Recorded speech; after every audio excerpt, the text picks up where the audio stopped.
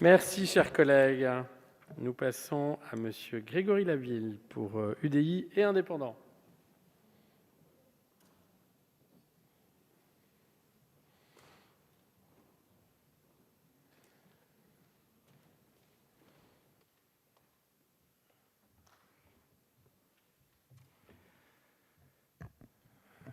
Monsieur le Président, Monsieur le Ministre, mes chers collègues, Monsieur le Ministre de l'Agriculture, je vous remercie de venir répondre aujourd'hui aux questions qui nous permettront de préciser les nouvelles orientations sur la réforme de la PAC suite à la communication du Conseil de l'Union européenne d'octobre 2020.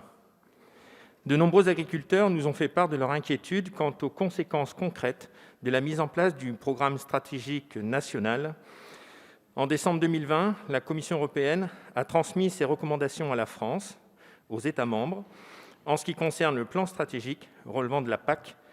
Ces recommandations restent classiques avec la déclinaison de 4 objectifs.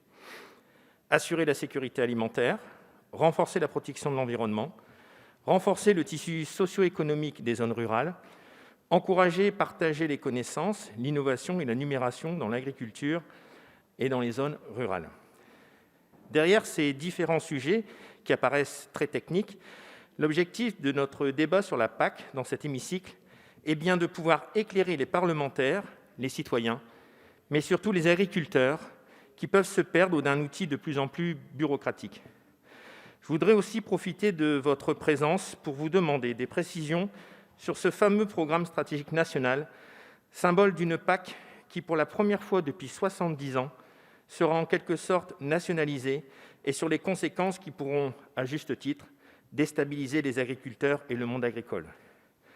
Tout d'abord, sur le plan européen, comment la France va-t-elle pouvoir s'assurer que le renforcement du passage d'une logique communautaire à une logique nationale de la PAC, via le PSN, ne fasse pas à son détriment, notamment à cause d'autres États aux normes plus souples?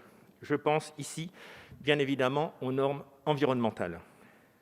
Si la Commission européenne devra donner son approbation au PSN de chaque État membre, qu'en sera-t-il du contrôle de leur application? Disposerons-nous d'un outil de contrôle, par exemple, en cas d'une concurrence déloyale manifeste? Et les États qui ne rempliraient pas leurs obligations auront-ils des sanctions?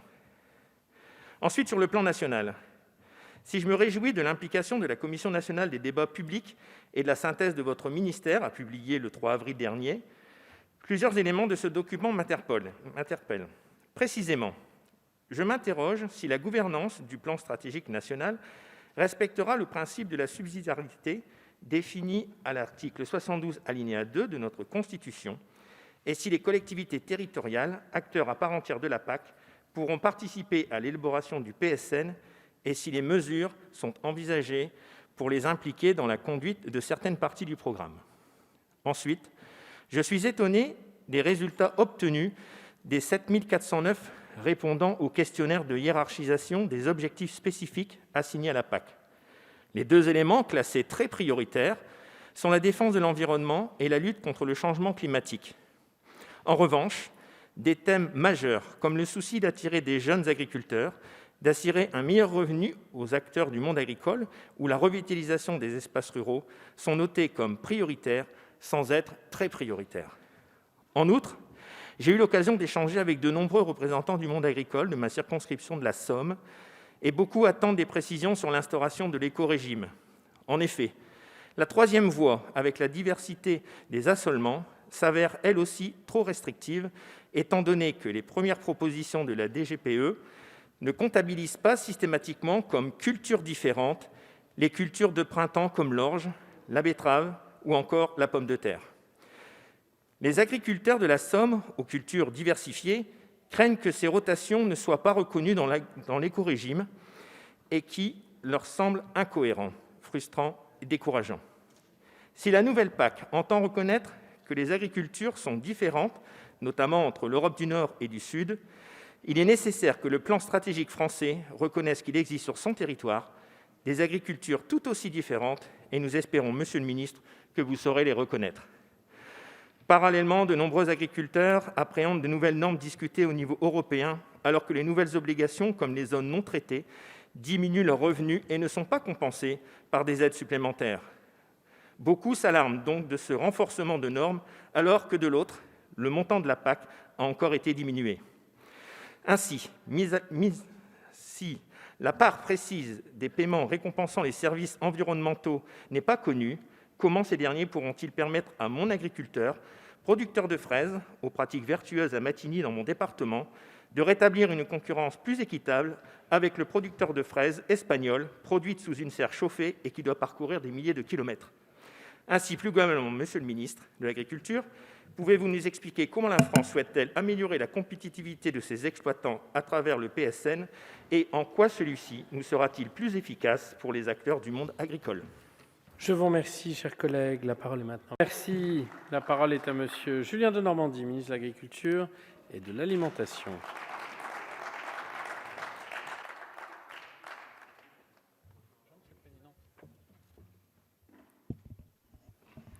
Monsieur le Président, Mesdames et Messieurs les députés, le débat qui nous réunit cet après-midi est d'une extrême importance. Débattre de cette politique aussi structurante qu'est la politique agricole commune est à l'évidence essentiel, mais dans la période, et beaucoup d'entre vous l'ont rappelé, que notre pays traverse et que l'ensemble de l'Europe traverse, revêt un écho encore plus fort dans notre pays, parce qu'il est en jeu à la fois des questions de souveraineté, et vous l'avez dit, des questions de développement de nos territoires, des questions d'environnement, et puis des questions relatives à des femmes et des hommes qui, sans relâche, depuis le premier jour de la crise de la Covid, n'ont cessé de travailler pour nourrir le peuple de France. Et je crois que, collégialement, vous leur avez rendu hommage, et je vous en remercie, parce que cela est extrêmement important. Débattre de la PAC, c'est peut-être aussi d'abord rappeler le contexte dans lequel s'inscrit ce débat. Ce contexte, il est évidemment européen, et ce contexte, comme l'a dit le ministre Travert, il était d'abord marqué par une volonté de certains au sein de l'Europe de faire de la politique agricole commune une sorte de variable d'ajustement au profit d'autres politiques européennes. Ainsi, en octobre 2018, la première proposition faite par la Commission européenne prévoyait une diminution significative des budgets de la politique agricole commune. Et c'est véritablement la France, en l'occurrence le président de la République, qui, en juillet de 2020, a retourné la table, parce qu'il s'agissait de retourner la table, pour faire en sorte que les montants alloués à la politique agricole commune soit revue à la hausse et que cette dernière ne soit pas une variable d'ajustement.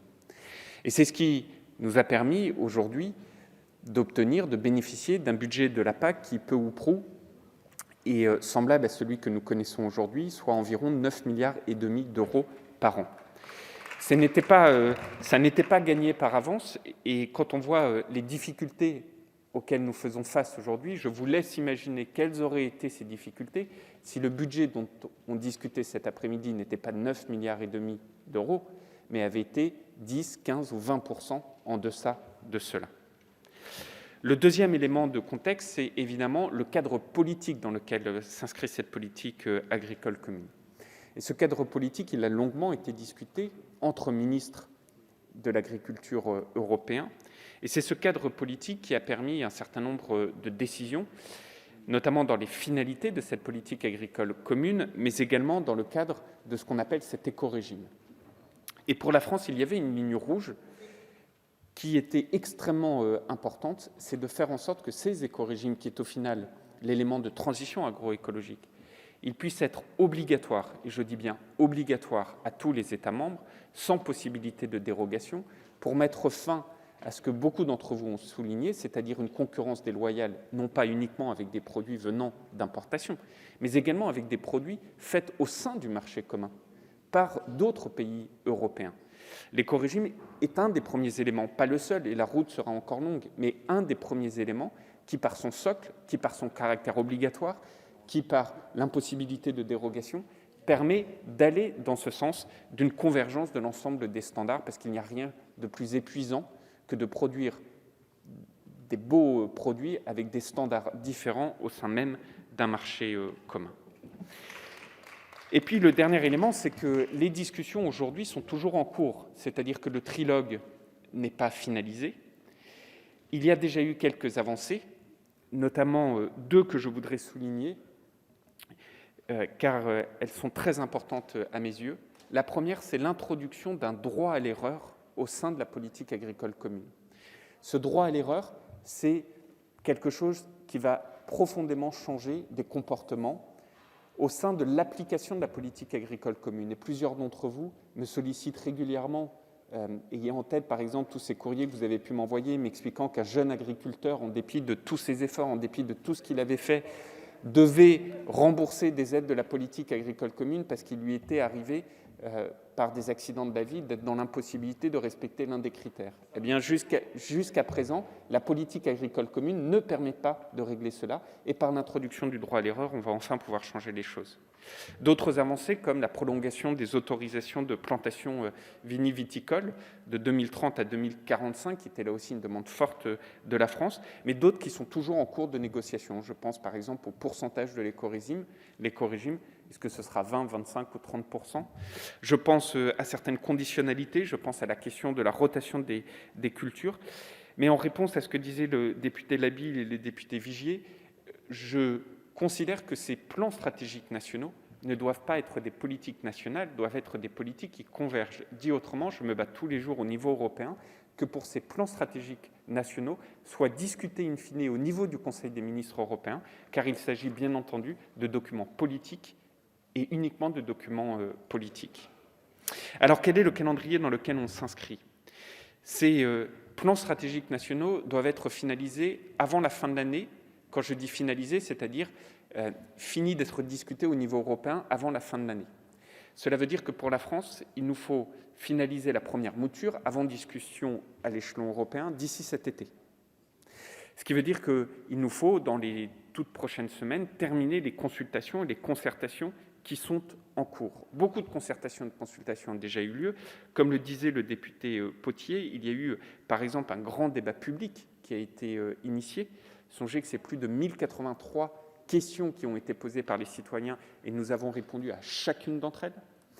C'est cet exercice de diagnostic sur l'agriculture que plusieurs d'entre vous ont mentionné, mais c'est aujourd'hui des concertations avec, évidemment, les organisations professionnelles, évidemment les représentants de la société civile, à la fois sur le premier et le deuxième pilier. Madame la ministre Pinel, les discussions sur le deuxième pilier ont bien commencé, pour faire en sorte que dans la concertation, dans la discussion, nous puissions trouver les bons équilibres. Et ces concertations, ces consultations, comme il a été dit également, doivent inclure les régions, parce que vous le savez, depuis la loi Dadu que vous avez adoptée, une partie du deuxième pilier, notamment sur les aides dites non surfaciques, seront désormais gérées entièrement par les régions.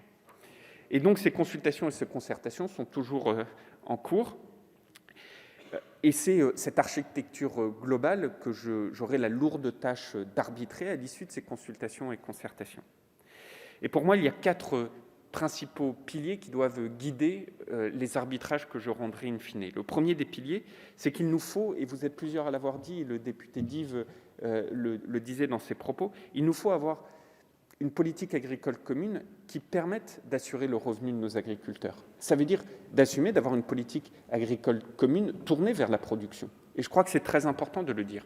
Alors ça renvoie beaucoup de considérations, notamment sur l'ampleur du premier pilier, les aides apportées à travers les paiements du premier pilier. Mais je crois que c'est extrêmement important et c'est ce qui explique aussi pourquoi j'ai exprimé à plusieurs reprises une position qui visait à ne plus réopérer un tel transfert, plutôt 2 tels transferts, d'un territoire à l'autre, d'une région à l'autre, d'une production à l'autre, comme cela avait été le cas lors des 2 dernières politiques agricoles communes. Le deuxième axe, pour moi, c'est la question de la souveraineté alimentaire. Plusieurs l'ont mentionné, cela ne vous étonnera pas, je le dis depuis le premier jour où j'ai été nommé, mes prédécesseurs en avaient fait également une ligne forte, et le député Vigier l'a dit. Cela doit concerner à la fois d'autres types de production, les protéines végétales, la question de la structuration par les filières, le député Potier le résumait aussi, et les questions d'innovation qui sont absolument essentielles. Le troisième pilier, c'est évidemment l'accompagnement, et ce mot est extrêmement important, l'accompagnement dans les transitions agroécologiques. C'est tout l'enjeu notamment de l'écorégime. Il nous faut avoir un écorégime qui soit inclusif, et non pas exclusif. Dit autrement, un éco-régime qui accompagne les transitions et qui ne laisse pas de côté. Je crois que cela est extrêmement important. Et puis le quatrième pilier, c'est la question des territoires dans toutes leurs spécificités, montagnes, plaines, les territoires d'outre-mer, qui chacun dans leurs spécificités ont des contraintes particulières, ont des caractéristiques singulières et font d'ailleurs la richesse de notre agriculture, puisque, ayons toujours en tête, mesdames et messieurs les députés, que notre agriculture française est profondément marquée par sa diversité, et c'est cette diversité qui en fait d'ailleurs une agriculture de qualité. Et cette notion de qualité est évidemment le maître mot de tout, puisque c'est par cette qualité agricole que nous assurons la qualité alimentaire de nos concitoyens. Pour conclure, je dirais qu'au-delà de tous les débats que nous aurons cet après-midi, au-delà des sujets sur la politique agricole commune, il y a évidemment 3 autres sujets qui viennent s'intercaler avec la politique agricole commune et qui doivent représenter le tout de cette politique agricole que nous défendons. Au-delà de la PAC, il y a la question de la loi Egalim, avec toutes les avancées que la loi Egalim portée par le ministre Travert et vous-même ont permis, mais aujourd'hui on sait qu'il nous faut aller plus loin, d'où les propositions de texte, notamment du député Grégory Besson-Moreau, suite à la mission d'information présidée par Thierry Benoît, et nous en avons beaucoup discuté en début de semaine. Le deuxième élément, c'est la question de la justice dans les échanges commerciaux. Et vous êtes plusieurs à l'avoir dit, Monsieur Potier, Monsieur Dufresne, Monsieur Jumel, je crois que c'est essentiel. Aujourd'hui, il y a une forme d'hypocrisie à vouloir accélérer les transitions agroécologiques au sein d'un marché commun, tout en continuant à importer des produits qui ne respectent en rien nos standards. Pour une raison simple, c'est qu'aujourd'hui, les moyens de protection au niveau européen sont des moyens de protection qui eux-mêmes, par leur nature, sont hypocrites. Quels sont-ils ? On a la possibilité d'interdire un produit d'importation dès lors que cela ne touche pas la santé de nos consommateurs ou l'environnement sur le territoire européen. Mais donc, loin de nos yeux, loin de nos consciences. Aujourd'hui, importer du soja brésilien, c'est importer de la déforestation. Et donc, il nous faut changer, non pas des règles sur les accords de libre-échange, parce qu'au final, évidemment qu'il faut avoir un socle sur les accords de libre-échange, évidemment. Et c'est aussi pour ça, d'ailleurs, qu'on s'oppose au Mercosur. Mais il faut aller plus loin. Ça n'est pas que la question du tarif douanier, c'est la question des règles mêmes qui dépassent l'Europe, qui concernent l'OMC, des règles mêmes de ces échanges commerciaux, ce qu'on appelle les clauses miroirs. Et j'en ai fait la priorité d'action de la France au niveau agricole lors de la présidence française de l'Union européenne. Et enfin, le troisième sujet, c'est la question de l'assurance récolte, qui vient s'intercaler totalement avec la politique agricole commune. Cette assurance récolte dont les événements tragiques de ces dernières semaines nous ont rappelé à quel point elle était importante. Mais il faut avoir en tête que ça n'est pas, et j'en ai la conviction, la certitude, ça n'est pas que le monde agricole qui pourra financer l'assurance récolte.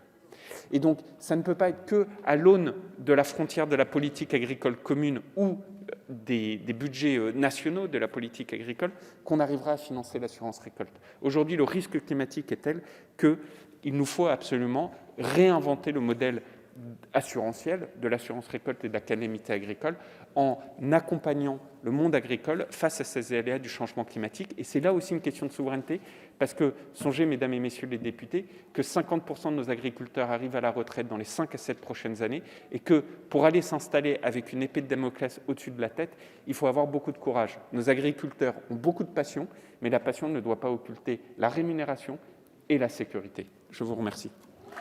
Je vous remercie, Monsieur le ministre. À la demande du ministre, nous suspendons pour 2 minutes.